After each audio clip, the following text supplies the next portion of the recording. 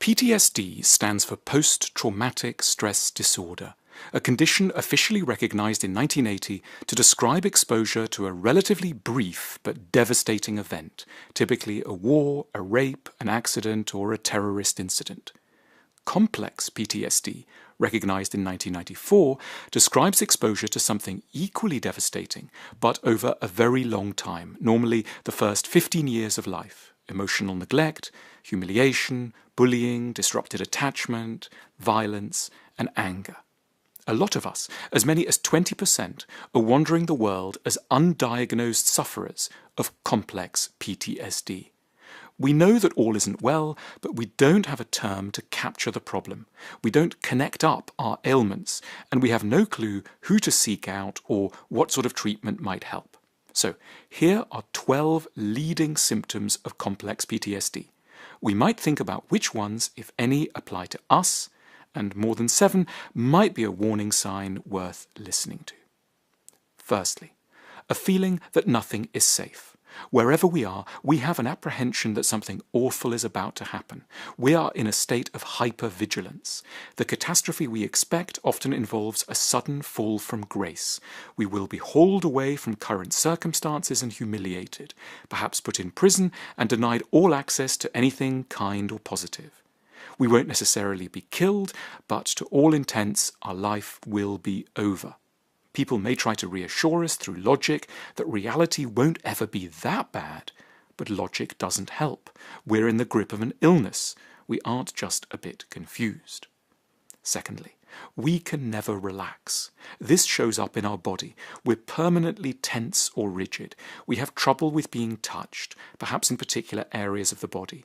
The idea of doing yoga or meditation or breathing exercises, these things aren't just not appealing, they may be positively revolting. We may call them hippie with a sneer. And deeper down, they are, of course, terrifying. Probably our bowels are troubled too. Our anxiety has a direct link to our digestive system. Thirdly, we can't ever really sleep, and we wake up very early, generally in a state of high alarm, as though during rest we've let down our guard and are now in even greater danger than usual. Fourthly, we have deep in ourselves an appalling self-image. We hate who we are. We think we're ugly, monstrous, repulsive. We think we're awful, possibly the most awful person in the world. Our sexuality is especially perturbed. We feel predatory, sickening, shameful. Fifthly, we're often drawn to highly unavailable people. We tell ourselves we hate needy people, but what we really hate are people who might be too available for us. We make a beeline for people who are disengaged, won't want warmth from us, and who might be struggling with their own undiagnosed issues around avoidance. Sixthly, we are sickened by people who want to be cozy with us. We call these people puppyish, revolting, or desperate. Seventh, we are prone to losing our temper very badly, sometimes with other people, more often just with ourselves. We aren't so much angry as very, very worried that everything is about to become very awful again. We are shouting because we're terrified. We look mean. We are, in fact, defenseless. Eighth, we are highly paranoid. It's not that we expect other people will poison us or follow us down the street.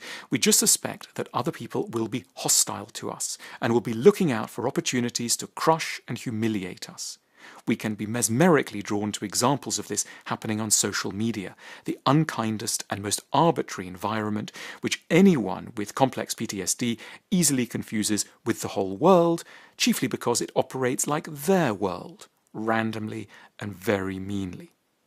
Ninth, we find other people so dangerous and worrying that being alone has huge attractions. We might like to go and live under a rock forever. In some moods, we associate bliss with not having to see anyone again, ever. 10th, we don't register to ourselves as suicidal, but the truth is that we find living so exhausting and often so unpleasant, we do sometimes long not to have to exist anymore. 11. We can't afford to show much spontaneity. We're rigid about our routines. Everything may need to be exactly so as an attempt to ward off looming chaos. We may clean a lot. Sudden changes of plan can feel indistinguishable from the ultimate downfall we dread. 12. In a bid to try to find safety, we may throw ourselves into work, amassing money, fame, honour, prestige. But of course this never works. The sense of danger and self-disgust is coming from so deep within, we can never reach a sense of safety externally. 1,000,000 people can be cheering, but one jeer will be enough once again to evoke the self-disgust we have left unaddressed inside. Breaks from work can feel especially worrying.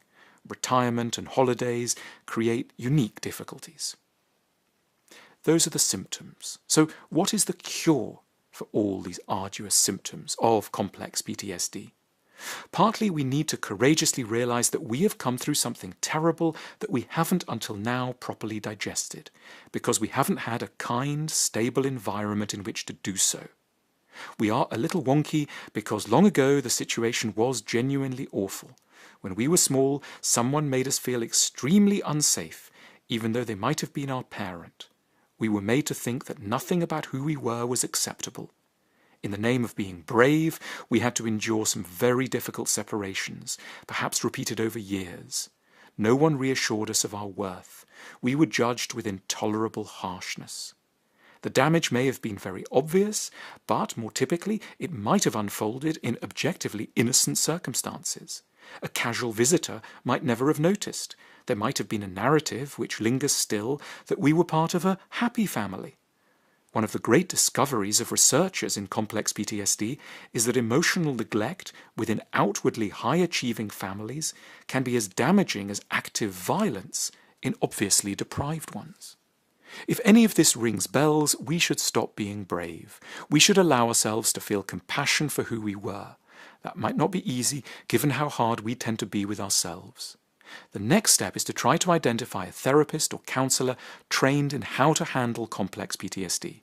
That may well be someone trained specifically in dealing with trauma, which involves directing enormous amounts of compassion towards one's younger self, in order to have the courage to face the trauma and recognize its impact on one's life. Rather touchingly and simply, the root cause of complex PTSD is an absence of love, and the cure for it follows the same path. We need to relearn to love someone we very unfairly hate beyond measure: ourselves. The School of Life offers online psychotherapy to people all around the world. Our therapists are highly trained and accredited and are a vital source of kindness, solace and wisdom for life's most difficult moments. Click the link to find out more.